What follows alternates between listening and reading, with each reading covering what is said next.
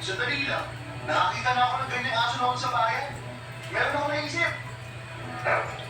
Baka magkamag-anak sila. Baka makatulong siya. Okay, ituloy niya lang pagpapasan ng mga papel dyan. Babalik na ako agad. Peter, saan ka pupunta?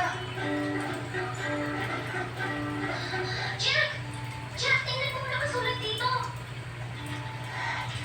Ito, si Prospector Philo T. Keller at ang alaga niyang asong si Eric nagdeposito ng ginto sa sikreto niyang gold claim.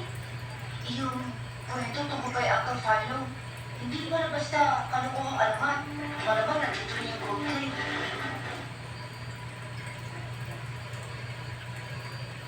With GMA now. Libre panood ng paboritong GMA shows. Habang nakapila sa biyahe, during